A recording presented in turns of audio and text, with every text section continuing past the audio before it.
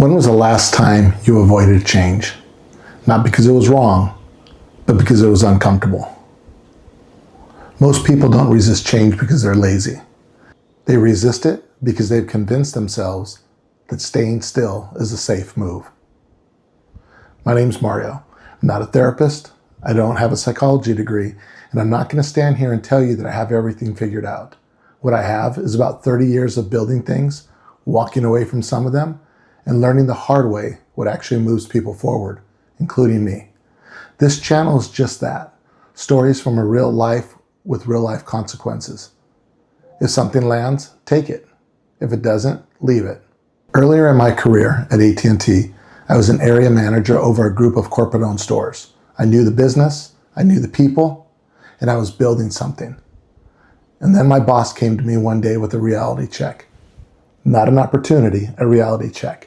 He told me the corporate stores that I was running were being transitioned to a new director. So I had a choice. I could follow the stores to somebody else's team, or I could stay with him and move to what they call the indirect channel. Dealer agents, big box retailers, a completely different world than what I was used to. You see, in the corporate stores, those were my employees. They worked for me. They worked for AT&T. Indirect, whole different animal. They don't work for you. They work for Best Buy, Walmart, Costco, dealers. They don't have to listen to you. And then there's nothing I can do about it.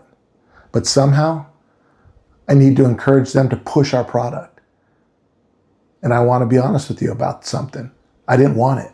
Not because I couldn't do it, but because I had no experience there. And no experience feels like starting over. That's when he said it.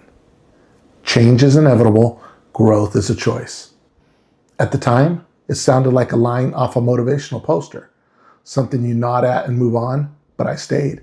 Not because I was inspired, because the alternative was leaving behind the best leader that I had ever worked for. And here's what happened next. I was bad at first. The relationships were different.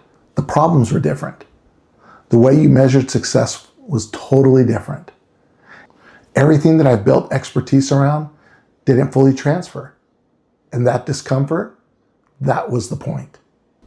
Because when you are forced to learn something new, you find out what you're actually made of. Not the version of you that's comfortable, the version of you that has to figure it out. Here's what most people get wrong about change. They treat it like the weather, something that happens to them, something to endure, something to survive.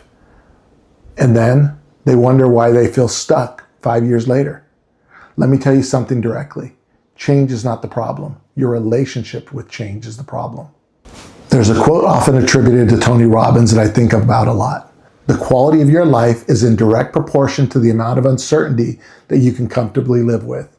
Think about that again. Not the amount of certainty you have, the amount of uncertainty that you can handle. Because growth doesn't live inside your comfort zone. Growth lives at the edge of it, right past the point where your brain says, this is too much. That's not a warning. That's a signal. That's where work is. I want to give you an image that I think about a lot. Think about a muscle. When you lift something heavy, the muscle tears, micro tears, real damage. And most people feel that, and they stop because it hurts, because it's uncomfortable, because they think something's wrong, but nothing's wrong. That tearing is how the muscle gets stronger. You don't grow in spite of the resistance. You grow because of it. Now think about a muscle that never gets challenged. It doesn't stay the same. It atrophies. It shrinks. And slowly, quietly, it loses the ability to do the things that it used to do easily. That's what stagnation does to a man. It doesn't feel dramatic. It feels like Tuesday. Like another comfortable day in a life that's slowly getting smaller. That move at AT&T wasn't the last time I faced this. It was the beginning of a pattern I started to recognize in myself. Different roles, different teams, different challenges. And every single time I had the same choice. Stay with where I was comfortable or step into something that stretched me. Eventually, That path led me to Yelp. And I can honestly say that's where I became the best version of myself professionally. Not because it was easier, because it definitely wasn't, because it demanded more.